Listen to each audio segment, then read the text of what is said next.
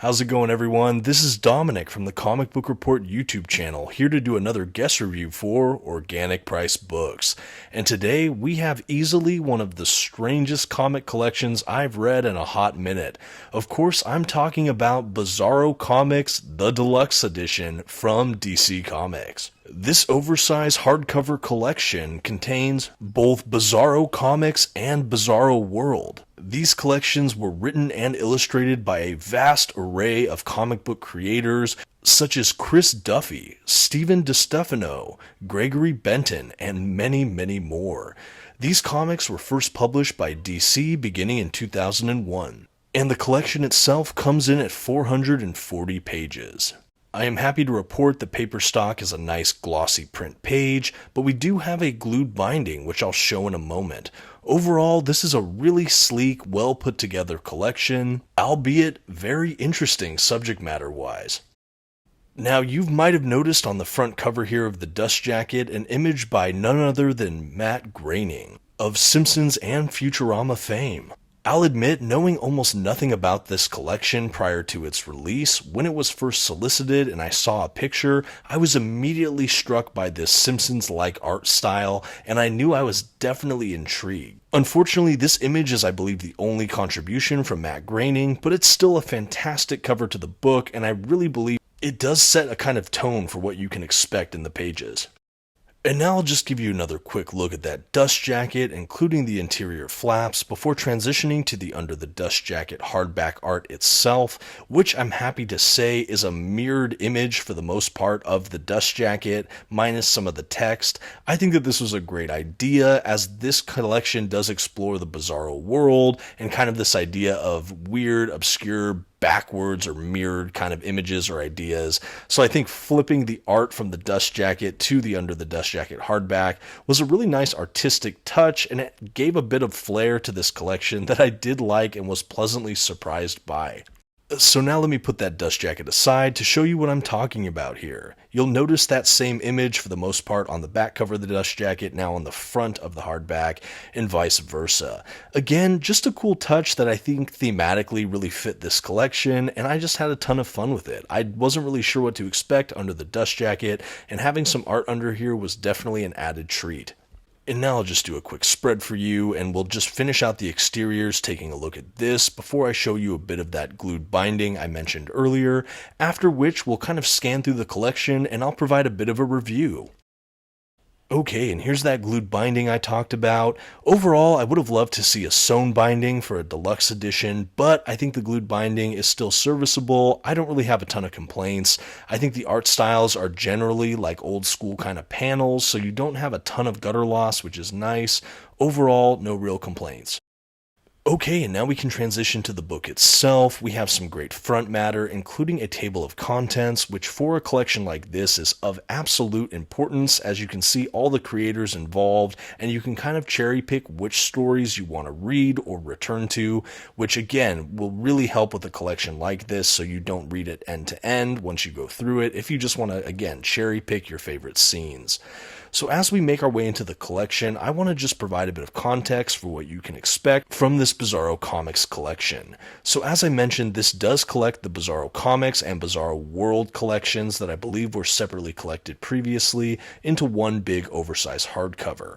As far as what you can expect for the storyline, this whole book is basically a sequence of short stories or vignettes that read kind of like an anthology that's not overly well connected. There is an overarching kind of frame narrative, at least for the first half of the book, but it does read very random, as each story that is usually anywhere between 1 and maybe 6 to 8 pages has a totally different staff of creators with writers, illustrators, inkers, letterers, things like that, with very little double dipping. So page to page, story to story, you can get just a huge grab bag of different variety, and I think that there is a huge variety of quality as well from story to story, so it's really going to hit or miss with you just based on your own taste. I know for me, there were maybe more missed stories than great stories for me in this collection, but the great stories were still a ton of fun, and I think if you know what you're getting with this collection, you will know if this is for you or not. As far as the overarching story, we really follow Mr. Mxyzptlk, the fifth dimensional villain for Superman,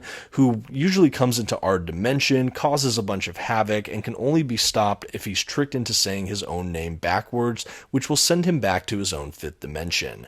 And basically, while he's in the fifth dimension, he's visited by this creature named A from an even higher dimensional plane, inviting him, or rather challenging him, to a sequence of games to determine the fate of his reality and all these other dimensions. Mr. Mxyzptlk is sort of forced into these games, and he basically is able to choose a champion. He reluctantly agrees that Superman is probably his best bet. He goes to ask for Superman's help before his pride and hubris kind of get in the way, and instead he's trying to find a replacement Superman, and he ends up stumbling across a Bizarro Superman, who, once he sees Bizarro, believes that this is not a great choice for champion. However, Bizarro follows him, and he kind of by default gets selected as Mr. Mxyzptlk's champion. Really worried about this, Mixie looks into his head to see what he's thinking about, and we have Bizarro kind of concocting his own version of the DC Universe and kind of imagining his own comic books for each of these titles. And so we're led to believe that everything we read for the first half of the collection is more or less the Bizarro thoughts and renditions of a lot of the DC Universe, and then it launches into a lot of these sporadic collections. Ultimately, that frame device does resolve. We have a resolution for those games and what Bizarro and Mr. Mxyzptlk do to try to save their realities around the midpoint of this book. After that, however, they basically just go into another huge stream of not really connected vignettes, and the collection just basically ends after a random story, so there's not a ton of resolution, and there's no extras at the back of the book.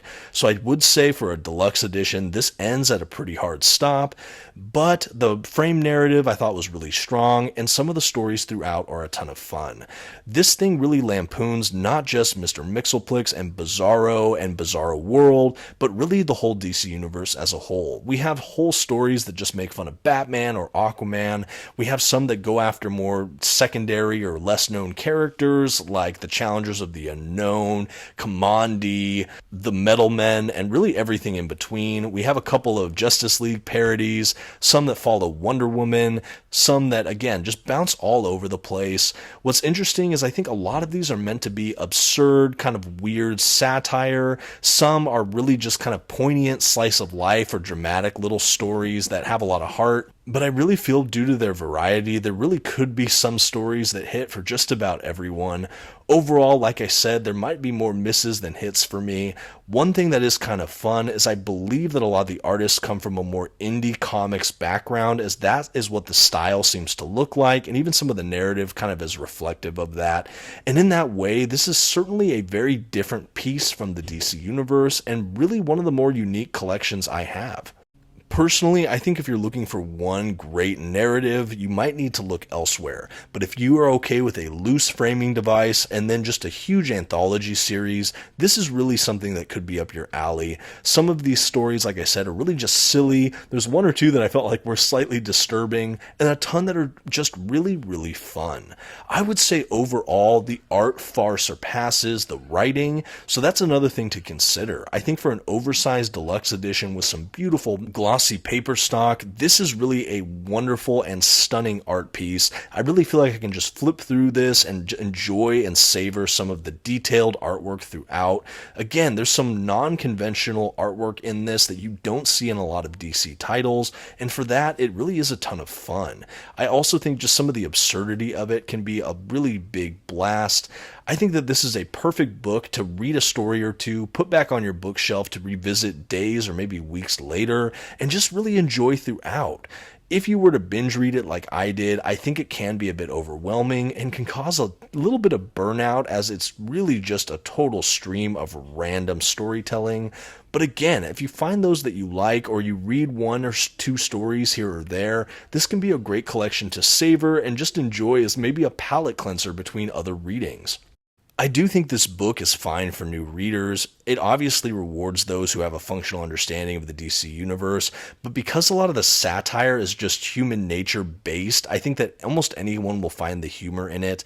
That being said, again, if you have a functional knowledge of the DC universe, you will understand more jokes, you will recognize more characters, and I think that some of the humor might be even more effective the more you know about this incredible comic book universe.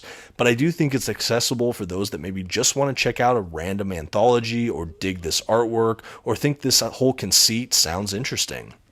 But that's really it. That's your quick review. Like I said, there's no extras at the end and it really just stops abruptly, but it's a fun collection for what it is. If you're interested in your own copy, definitely check out organicpricedbooks.com. And if you want more reviews from me, check out my channel, The Comic Book Report.